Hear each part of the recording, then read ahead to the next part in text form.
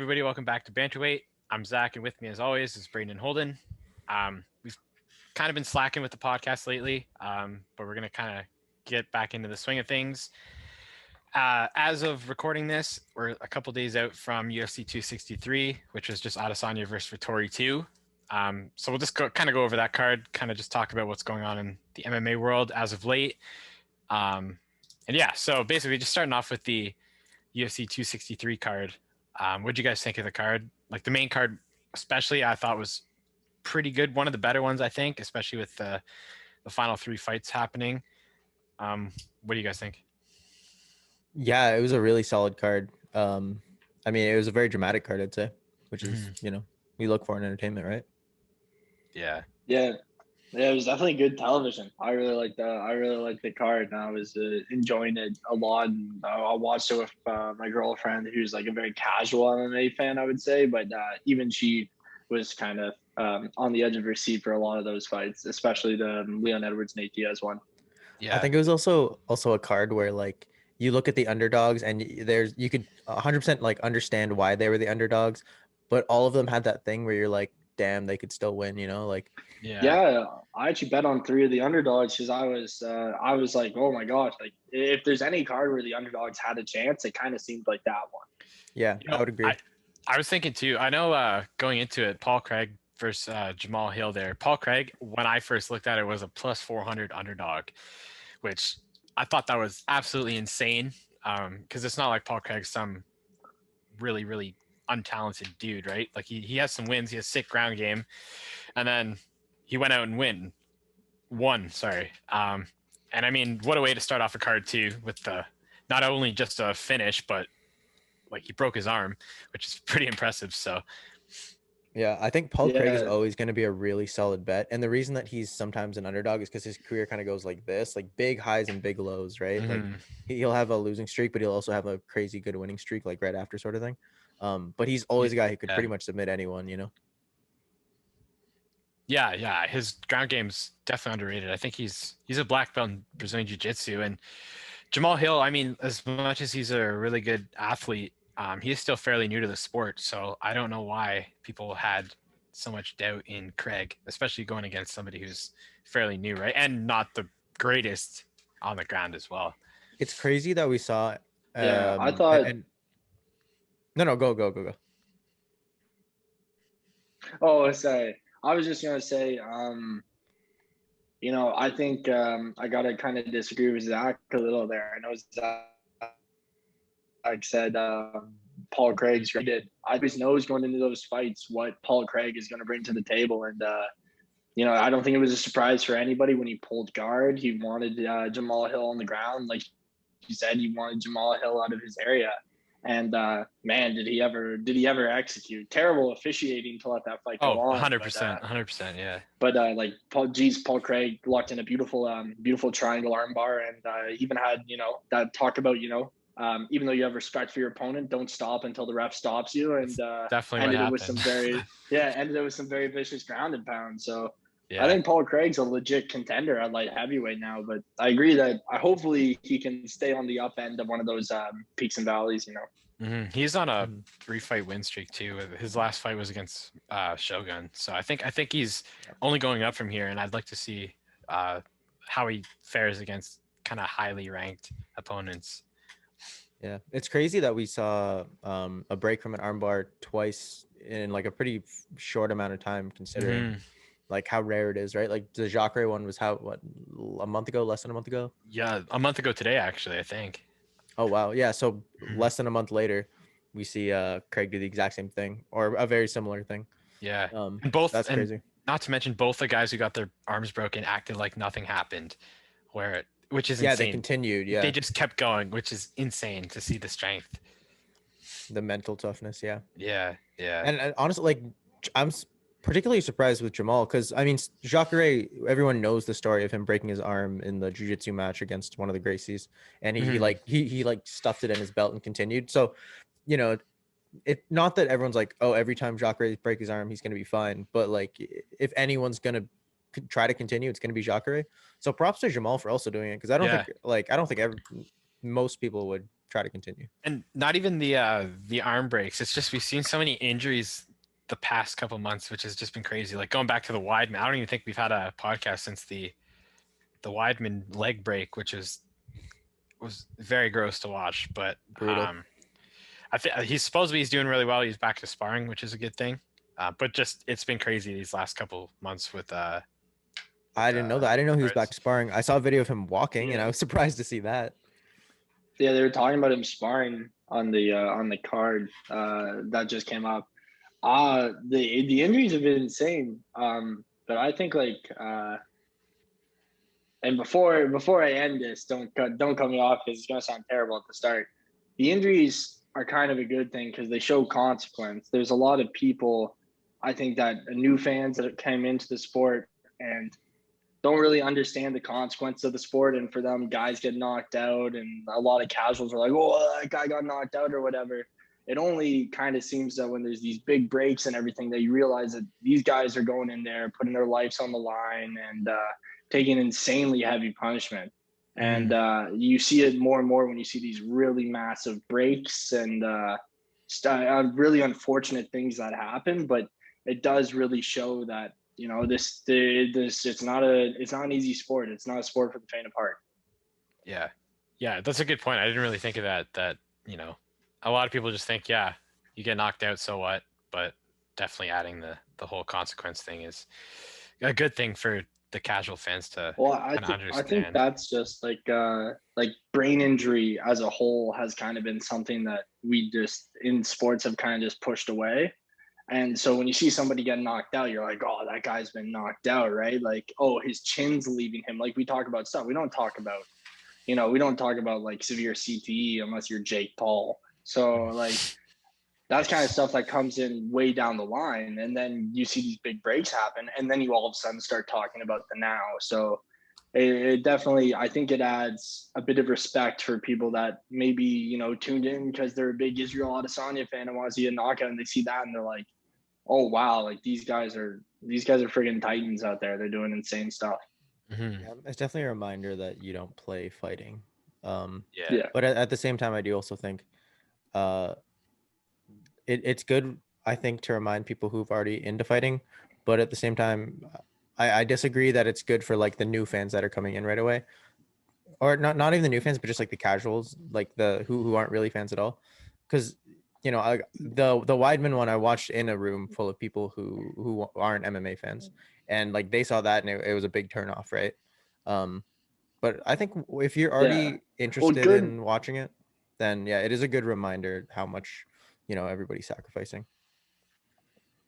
By the word good, I don't mean like it's a good thing that it happened. I just mean like it's there to remind people that, hey, like, you know, this is like, even though getting knocked out is not something to kind of brush aside, we kind of have just brushed aside, like, oh, somebody gets knocked out, right? So you know, when people watch the sport and they're like, oh crap, that guy's arm broke, they're like, man, there's a very fine line in there. And to your point, you don't play fighting, you don't play boxing, you get in there and guys get seriously injured, and you have these little, not good isn't the right word, but you have these little reminders of how terrible it can get. 100%. Yeah. Moving on to the just touch on it quickly, but the Bilal Muhammad and then Damian Maia fight. I know me and Braden, I'm not sure about you, Holden, we thought Maia would have been a really good bet, but from what we saw, he just couldn't really get Muhammad to the ground at all. What do you guys think's next for Maia? Do you think he has one more in him if he's done? I think this was his last fight on his contract, so I'm not sure if they'll do like a one-off kind of like last retirement fight thing for him. But it's kind of sad to see he's lost a few in a row now, I think, right? Something like that. But Gilbert, he said he wants Nate Diaz. Yeah. I don't think that'll happen. He wants to finish his career. Mm-hmm. He wants to finish his career in the UFC. He said he has one more fight in him. He knows it's time, but I think that's smart on his part, because he's not one of those guys, like, you don't think of him like a Donald Cerrone as a guy that's kind of, okay, he's really racking up damage now, because the way Maia fights, he usually doesn't get a whole hell of a lot of damage accumulated on him. Yeah. So I think one more fight where the fans know it's one more fight, give him a good content, give him somebody good. I like Nate Diaz just because I want to see Maya make some money. He's been in there for so long, and he's really never had the money fight. And I think that'd be a money fight for him. It'd be nice to send him off with a couple, with a bigger pocket than he walked in with. Yeah, I don't know. I'd like to see that too, just to kind of give him a send off. But realistically, I don't think that'll happen for the most part, because I think with Nate Diaz, the UFC are only going to put him with. Actually, I mean, I guess Leon Edwards isn't really anybody huge though at the moment. So yeah, maybe, but he's top 3. The Yeah. number makes up for it at that point. that's true. Yeah, It's yeah. marketable I don't to know. say that I mean, Nate Diaz is fighting a top contender. Yeah. But yeah, Yeah, speaking I of that, agree we'll with just Zach. Yeah. Sorry. Yeah, I agree with you, Zach. I don't think, No, I it's all don't good, think it's he's all gonna good. fight again. If the UFC offers him a fight, I'm sure he'll come back. But if that is the end of his contract, I don't see him fighting anywhere else. Yeah. Yeah. Moving on to Nate Diaz though, since we just brought him up. Definitely an interesting fight with him and Leon. It's really kind of bugging me seeing everybody online. Nobody's talking about Leon. Everybody's talking about Nate Diaz because he had that one good combo in the literally like the last 30 seconds of the 5th round where it rocked him. And nobody's giving Leon credit at all, which drives me crazy. But I think Leon put on a pretty good performance, as I thought he would. What did you guys think of the fight? I thought it was 24 minutes of dominance by Leon. Like he did a good thing. Diaz looked good.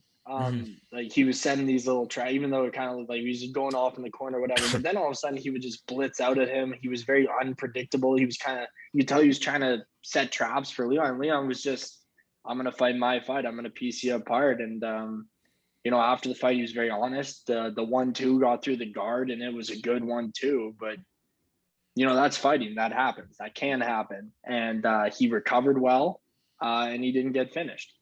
So Thank God. Thank God. So yeah. So I think that's I think that's one of those situations where just because Diaz has that superstar status and people see that, they're like, oh, give him one more round in the fight. Well, a fight is 5 rounds. And Leon for 5 rounds for 24 minutes was the better man, was the better fighter. It was Leon's night, and Diaz got, a good combination in, like a good 1-2 in, and it definitely stunned Leon. But like, you can't look at that fight and say Diaz proved that he was on the top tier. There was a moment, but you can't look at that fight and say, hey, Diaz proves that he's a top tier superstar, that he's an entertainer, that every time you watch him, it's going to be entertaining. But like, man, it was 24 minutes of Leon, just doing what he wanted in that octagon. It would seem like he was able to even bring Diaz down a couple of times. And I know we talked before the fight saying that Diaz's main threat to Leon was going to be his jiu-jitsu. Leon didn't even look scared. Like, he didn't even look scared of his jiu-jitsu. He looked dominant in every class. Yeah. So I think the real question now is what's next for Leon Edwards. That's just my opinion. Mm-hmm. What are you thinking, Braden? I agree. The fight kind of went exactly like I expected. I would imagine most people expected. I imagined Leon was just going to be one step ahead, especially in the striking, especially now. And Diaz might come on strong very, very late. I thought maybe he'd come on strong a little bit sooner than, 1 minute in the 5th round. But yeah, like that was the narrative that was supposed to happen. And that's exactly what happened. I will say the thing that bothered me the most was that Nate didn't try to capitalize on it right away.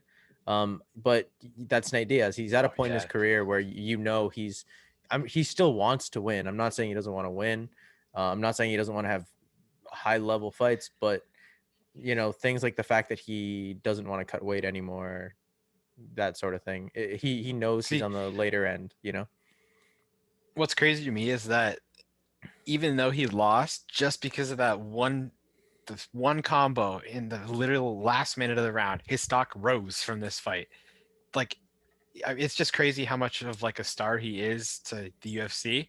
Not necessarily because of his skills, but just because of the guy he is. Even like the post-fight press conference, I think he like lit up a joint and everybody went crazy again. But like, I don't know. I think next for him, I was thinking maybe like somebody who's on their way out almost, but like still kind of in it. I guess I was thinking like maybe like Tony Ferguson or Cowboy Cerrone at welterweight though, maybe. Well, I that's guess the thing. welterweight because that's what they're fighting at. But I think Nate is much more dangerous and much better fighter at lightweight. But the fact that he wants to stay at welterweight and not cut weight is what tells me he's not chasing yeah, he is. what he was once chasing. So Yeah, Yeah, but if it's you're not getting his main. 1.2 million per fight, right? Like, Yeah, fuck as it. opposed to Who cares? Leon's 191,000, which is nuts. Yeah, that's insane. I do want to say like to kind of bring it back a bit to Braden's point. Nate Diaz has had like, I don't know, what is he had, like 16, 17 fights in the UFC now, possibly more than that. He's had a lot of fights. Mhm. He's had a lot of fights, and you know, we've seen from before him, but like how many times have we seen a guy rock a guy and just absolutely rush into the guy, and you know, nothing happens, or the guy just ties him up? Like that last minute of the round, Diaz was all over him, and he, you know, putting him back to the cage, laying the combos. I think it was just smart of him to take that second. You know, he just rocked him. A guy that's been dominating you the whole fight rocks him, gives him the middle finger, and now this guy's like, oh shit. And then he kind of came forward with this very measured boxing approach. He landed some really good combinations with Leon's back to the cage. Obviously nothing that rocked Leon as hard as that 1-2 did, but Leon for that entire minute, I wouldn't say like that entire minute was all Diaz. It didn't look like that one combination happened. Diaz waited and then Leon recovered and was fine. It was an entire minute of Diaz landing some pretty decent shots on Leon. Yeah. So I kind of disagree with Braden saying that he would have been better to chase that finish. I'm going to disagree for one reason. If it was earlier on in the fight, I would 100% agree with you. Take a measured approach, ride that momentum out. But because there was just a couple minutes, I don't know exactly when in the fifth round. It was like less than a minute. Exactly. It was almost exactly. I know I was like on the edge of my seat because I was gonna lose money if he got KO'd. You hurt someone. There's less than a minute left.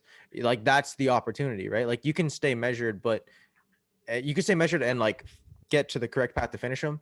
But the chances of you doing it in less than a minute is much less. So at that point, I think take the opportunity. You know, that's where you need to take risks when there's less than a minute left and you've been dominated for 4 rounds. You got a guy that's out clinched you. You got a guy that's out wrestled you. You got a guy that's a far better striker than you are, and it was just proven. Well, I'm not saying just rounds. like run into him head first. But like, why not? He gave him the middle finger. It's not like he gave him the middle finger and was like, oh yeah, man, take the center of the octagon. He gave him the middle finger. KO by walked up to him and then landed a combination. Okay, he's on the cage. He's stumbled again. Lands another combination. He stood there for a couple seconds though. It felt like a long time.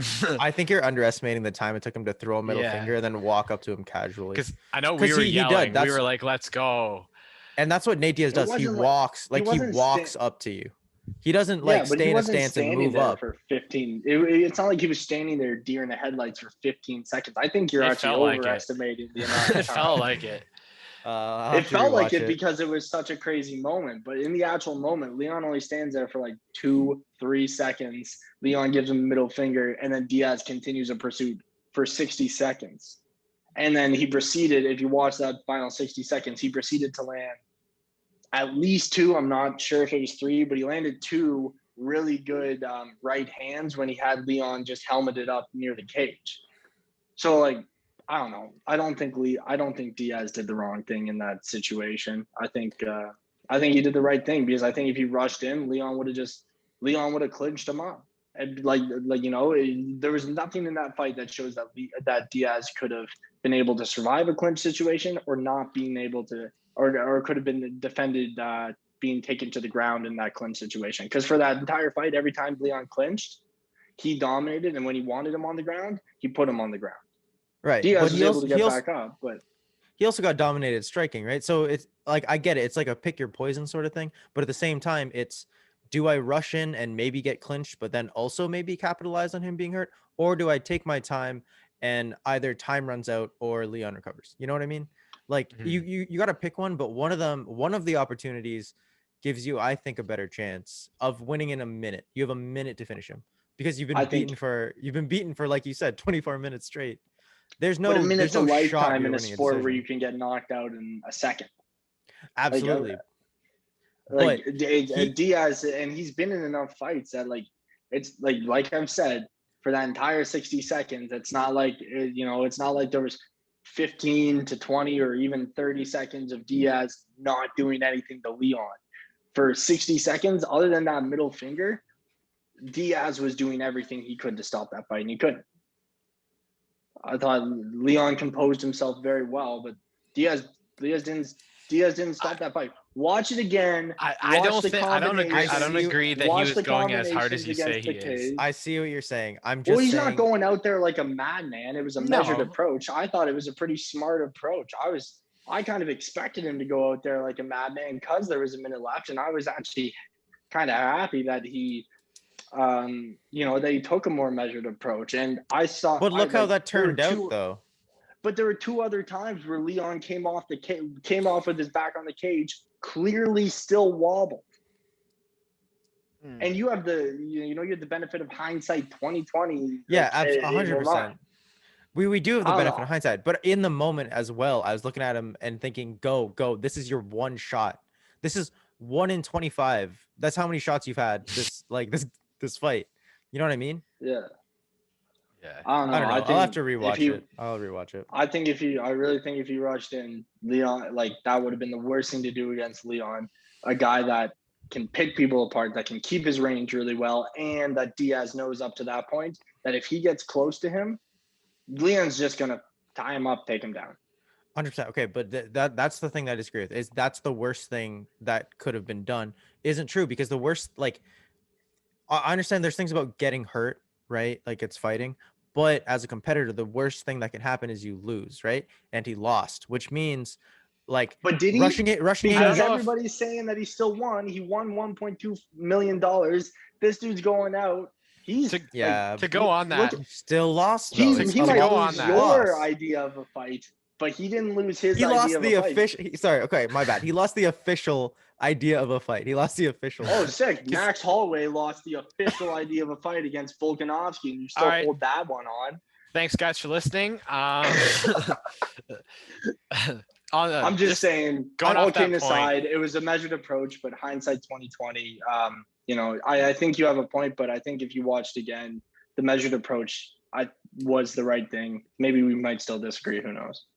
We probably will, but it's all right. We'll watch it again, and we'll make a quick comeback next podcast. The podcast wouldn't be fun if we all agreed on every single thing we said. So, going on from that though, to arguably my favorite part of the night, favorite part of the night was Brandon Moreno defeating Davison Figueiredo by rear naked choke in the third round to win the flyweight championship. Man, it was just, he dominated the whole fight. Coming back from the draw that they both had. I don't know. It's just such a heartwarming story, almost like the Charles Oliveira. It was just like we had another one of those. It was just really cool to see the guy win the belt, especially because I think he was the final seed on Ultimate Fighter, fought a bit, got cut from the UFC, became the LFA champion, and then made his way back, and now he's champ again, right? And it's such a really good story, and to do it in like dominant fashion as well, I thought was just incredible. 100%. I actually thought Moreno won the first fight, so this is justice in my opinion. Let's not get into no. Okay, sorry, I said that wrong. Holden. I see that on face. Okay, I said that wrong. Not justice, but it's what I was hoping for, just based on the fact that I thought he won the first fight. So it was the outcome that I was. Yeah, I was talking to Holden about this earlier. Just Davison Figueiredo. I feel like after this, his next move should maybe be to go to 135. Because I feel like almost every fight he's having, he's either missing weight, like he did against Benavidez, or looking like death during the weight cuts. I think that weight cut's way too hard for him. I think he'd be better off at 135, maybe. Because I don't know. He looks just kind of off lately. Before you kind of say that, Zach, I would say, first off, I thought Figueiredo won the first fight, and then the second fight, I was so happy when Moreno won. I think that kid's gonna be a superstar. Like that's insane. It was so nice to see. He was so emotional. He didn't know what to say. It was awesome. I want to see Cody Garbrandt versus Devison Figueiredo at 125. I really do. I think that would be a crazy fight at 125. I'd also like to see that fight.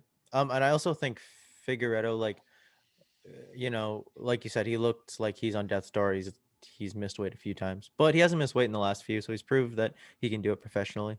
I also think based on how he wins, like what his advantages are, it helps that you're at a lower weight class because the fact that he hits so hard at 125, you jump up to 135, you no longer have that advantage necessarily. You know what I mean? He's physically imposing at 125, and that's what wins him a lot of fights, or not necessarily wins him a lot of fights, but it's definitely a massive part of like his game, right? Like when he fought Moreno the first time, you're kind of looking at speed and length, but then Figueiredo is more durable and he hits harder, and like that was kind of the clash, right? If that same thing were to happen at 135 with someone who has a similar style to Moreno, you're taking away what Figgy does so well. He's not as durable, he's not as imposing, and he doesn't hit as hard. So I think 125 is actually a good place for him, personally. Yeah, I'd agree with Brayden. I think he just needs to figure out whether it's coming out of fights and just putting on less weight. Yeah, I think he has a career at 125. I'd like to see Garbrandt drop down to 125 after fighting Rob Font, and Rob Font just looked better. But I think if Garbrandt can drop down to 125 and especially have a good fight against Figueiredo, that's that sets Garbrandt up for a champion. That sets Figgy up for a champion. Whoever wins that, like, I guess that I could don't know. be a good. I think that's a fight. That could be a good next fight for honestly both of them, because think of it, Davison Figueiredo is not going to get a rematch right away, anyways.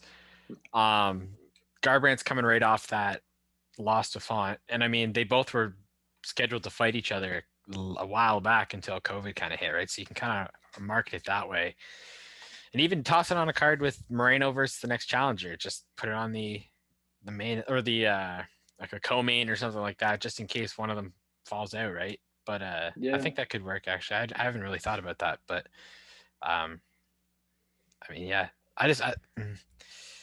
Also, from a marketing perspective, I love flyweight. There aren't that many names. They kind of also need Figueiredo around there to like, even if whether he wins or loses, the names that he fights are then gonna have more eyes on them, and you can kind of build the division a little bit more. Because right now it's him and Moreno, right? Joseph Benavidez, but people are kind of, well, there's a few more now, like Askar Askarov. He's Kai Ker solid. France is 125, Kai right? Car France, Brandon Royval, Alex. But they're Perez. not. They're those not. aren't They're still names, not like man. names that I guess their people names to us, but outside not. of. Yeah. Yeah. But Tim people knew Elliott's because there. Figueiredo looked like he was becoming one of those like UFC champions, like dominant champions, right? Mm-hmm. And now Moreno's coming and he's one of those extremely likable champions. And those are both very good like people to market. So, even though they're other very good fighters in the division, I feel like you need Figueiredo and Moreno right now just so you can build up other guys as well. Yeah, it's good to see. Sorry, go ahead. Oh, I was just gonna say I'd like one in UFC to get together and do Figueiredo and Moreno and Demetrius Johnson and Moraes and get them to all get a little 4-person tournament go on there because those guys are the 4 best flyweights in the world, hands down. Outside of Horiguchi, if you're talking flyweight. Yeah, but Horiguchi's technically he's a now. Horiguchi fights at Bantam. Yeah. But yeah, I definitely think. Well, technically, so does Moraes and DJ, right? Yeah. It's because of the. Oh yeah, true. Yeah. Oh, which is the weight cut then. Yeah, I guess. Yeah, so take that, Holden. Yeah, I'm right. I'm right. Well, it's the first time for everything. It's weird though, because at those weights, like because there isn't 125 in every organization, it's just by name. Because Kyoji is really a flyweight who fights at bantamweight, and so is DJ, and so is Moraes. So Rod Tang's gonna come in and just sweep the field. It's okay until they take him down, and then it's over. Oh, you didn't hear Rod Tang's a black belt in Brazilian Jiu-Jitsu? Oh, really? He got that pretty quick, No. actually. But yeah, what I was gonna say is that from the state of flyweight where we were, I guess like a year and a bit ago, where it was on the verge of getting canceled, and then to now, it's kind of cool to see how far it's progressed into, kind of becoming a division again that everybody likes to watch. So I like that. I'm a big fan of watching the flyweight division just in general. So I'm hoping that, I guess, like the addition of Cody Garbrandt would be cool in the flyweights if he does really well down there. If Cejudo comes back, does he come Or back at Cejudo. 35 or 25? Knowing Cejudo, probably both. He'll probably want to do the whole. Hopefully he triple loses thing. at both, man. Double, Or he might come triple at C. 145 though. He said he wanted bulk. Or 135 female. You never know. Yeah, never he's know. also talked about that. He has. He's also thought about fighting Izzy. So no, I'm joking. He probably win, in my opinion. I know he has beef with Kayla Harrison. Yeah, that'd be fun to watch. No, it wouldn't. It would be just If embarrassing. he fights Amanda Nunes, he could hump her leg. I don't know if he can actually take her down. She might be too big for him. If I he say can even touch her. I say that as a joke on a podcast. Please, Henry Cejudo, don't fuck me up. Yeah, I'm sure he won't listen to this. Yeah. Anyways, we'll move on to the main event now. Speaking of humping, Israel Adesanya and Marvin Vettori. Wow, that segue, Zach. Thank you. What'd you guys think of that fight? I think it kind of went exactly how we thought it would. It's good to see Izzy coming back in the winning hold up. Vettori got robbed from a clear decision. His hand was up. He knew he wanted everything. Yeah. Zach, don't pretend you weren't betting on Vettori up until like an hour before they fought. Yo, I was only betting on Vettori because I saw them dollar signs. That's the only reason. No. Hold it. Listen. Zach said to me, man, I really see Vettori taking him down. I really think Vettori is a shot. I think he's going to take him down. He did take him down. He's going to do exactly what he did to Kevin Holland. But he did. But I think, so to Zach's credit there, like I thought Vettori was going to win because I didn't think that Izzy was going to make the necessary changes after Jan Blachowicz. And obviously he did, and maybe the weight was a big factor, but Izzy obviously made the changes. Every time he was taken down, he was able to get back to his feet or, defend takedowns in the later rounds, which was the problem against Jan, right? But I think the main difference there is that Jan and Izzy, even though, it wasn't too eventful on the feet, Jan was able to stand with Izzy and actually hit him a couple of times. Vettori was hitting air, man. Like Izzy looked incredible. He could have been drunk though, I could have been. I do think the weight made a difference. It's a huge difference when you're fighting up a weight class because Izzy stayed. He came in underweight against Jan, right? Mm-hmm. Was he like 194, 195, something like that? When it comes to wrestling, especially if that's not your strong suit, not your area of expertise, weight makes a huge difference. I also think but he came in underweight agagst Vittori, and Vittori's like a big muscular realistically guy too. Vittori's not no. Vittori is not the same as Jan. Same. He does not weigh roughly the same as Jan. Jan used to be middleweight. I don't know. He's not a middleweight anymore, and he was a big middleweight. Vittori's a middleweight. That's fair, but also I think Dan Hardy says the amount of I disagree with Dan Hardy then. When you're wrestling, the amount of pressure you put on, like I don't know if have you rolled with wrestlers? I don't know. I just know that a wrestler compared to like a jiu-jitsu guy or a judo guy, they're so heavy with their pressure, like it's insane. And I like, especially when you have any weight disadvantage, and Izzy's more of a guy that I think this is the first fight I've seen him do a bunch of strength training going into, but and I think that probably really helped him. But I think without dedicated strength training, I think it's pretty hard to beat a wrestler, man. Beat a wrestler and like being able to get back up. And I think that's kind of what was lacking against Jan. Like Izzy just didn't have that strength. There's a weight advantage, but there's also a strength advantage. And I kind of thought Vettori would have the strength advantage into this fight. Obviously, I was wrong. Izzy pieced him apart. Izzy looked really good. Izzy's grabbing his bum. Izzy looked awesome. And right there. Yeah, Yeah. I can't wait for the Rob Whittaker fight. I think that's going to be insane. I think that's gonna that has to be next. It has to be. Just Like, Oh just yeah, just real quick, the other thing too, other than the weight, because I think we agree that to some extent, no matter how we look at it, it was some sort of a factor, whether weight, muscle, whatever. But Yeah. I think the other technical factor was also where the takedowns occurred. Jan was specifically very good at taking Izzy down um, in the open, and they may have been close to the cage, but it wasn't up against the cage when he took him down. Yeah. Vittori ended up with Izzy a lot with his back on the cage. And even when he did take him down in the middle of the octagon, Izzy was very good at instantly, as soon as his butt hit the canvas, he was scooching back. He was making his But way I back think to the cage. those were great adjustments made by Izzy. I don't think that was a Yeah, shortcoming no, on I agree. Vittori's part, right? So like, if it was up to Vittori, man, he would. I I think think it was he'd both. have him in the middle. But he was definitely rushing those takedowns. But Izzy did a good job keeping his pressure forward until he hit the cage. Because the Yeah. moment he hit the cage, his back's up on the cage, and like you said, Vittori would get him on the ground, but Izzy, it's definitely a conversation now with a lot of these new strikers coming up that they get on the ground, they just accept that position. Izzy got down, he didn't accept the position. He stood up, he did everything he could to stand up when he could, and he exploded at the right moments. So, I think Izzy made the right adjustments. I think Izzy made the adjustments more so than the shortcoming on Vittori's part.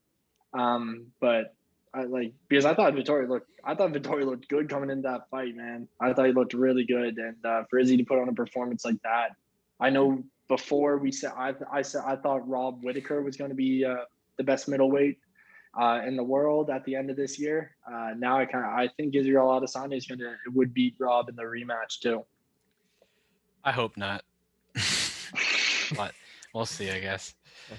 Yeah. I like them both. I'm a huge fan of both of them. Looking back to that episode we did on the predicting the flyweight, or not the flyweight, just the champs at the end of the year, I just know I've almost got every single one wrong, I think. So it'll be fun when we do end of the year for 2022 or something like that. Hey, We'll have to do like an episode. We all said Nunes, right? Shevchenko. Yeah. Zach said retirement. No retirement. I didn't hear Oh that. yeah, bro, how do you get that one wrong? No. Yeah. Hey, Izzy's it's not the gonna end of the retire year. after It's not his the end of next the year. fight. It's not I think the I end of said the year. Izzy, right? I said Izzy at the end of the year. You said Izzy, but you also said Izzy at I also 205. Oh, yeah. No, I didn't, because I said he's not going to stay. Oh, at you said 205. Glover. I had You a said reason. I Glover. said Glover. I still have a chance. That's I still still have a chance. possible, yeah. You do have a chance. Who would have yeah. thought Moreno, though? I wouldn't. I don't even remember. I think I said we all said I- Figgy. I might have said I said Garbrandt. Garbrandt. I think I might have said Figgy. I can't even remember. We'd have to go I feel like back. you did. Yeah, we'll have to rewatch it and then be like, okay, these were our picks. Why are we so wrong? Yeah, exactly. Yeah. A lot of them are changing hands. I think we got Nama Nunes right. I think that's so far anyway. I didn't. No? I said Whaley.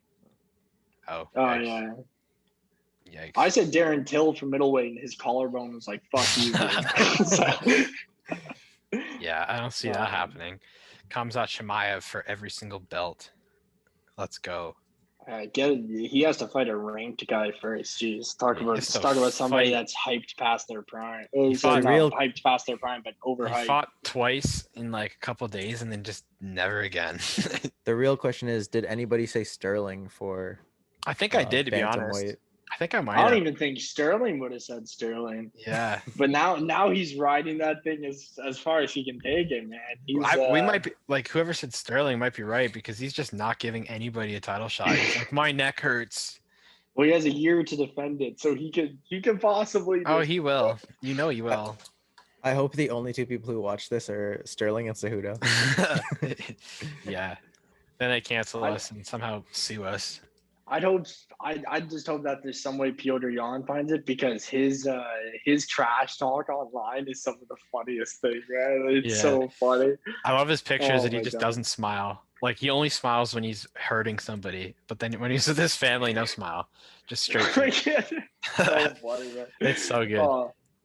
I think I can't wait for that fight. No, not even talking about what just happened, the card that just happened. Piotr Jan versus Sterling too. The fact that Sterling says, I want to start looking for other people, dude, shut up. Yeah, like, you got a guy in front of you that dominated you, and then the illegal knee happened. I'm almost happened, afraid for Sterling though, because Jan's pretty pissed. I don't know, he might do some crazy shit, like pull a I gun hope he out. just First doesn't come gun in. victory in UFC. Just a nice shot to the knee. It's Mark Smith again. He looks. He's like, guys, first round. Is that a no contest this time? Yeah. Oh, man. Anyways, we'll wrap this up here. I guess we just talked about the 263 card, but we're gonna start tossing these out a little more than we have been. We kind of went on a little break there, but it was fun to get back into it. So I moved into a new place though, so we're good. Ooh. And the video quality seems better now too, so we're very pretty solid. Good. Yeah. Right, 2 weeks well spent. Yeah. All right, guys. Thanks for watching. Be sure to check out the next couple weeks videos. Let us know what you think in the comments. Thanks.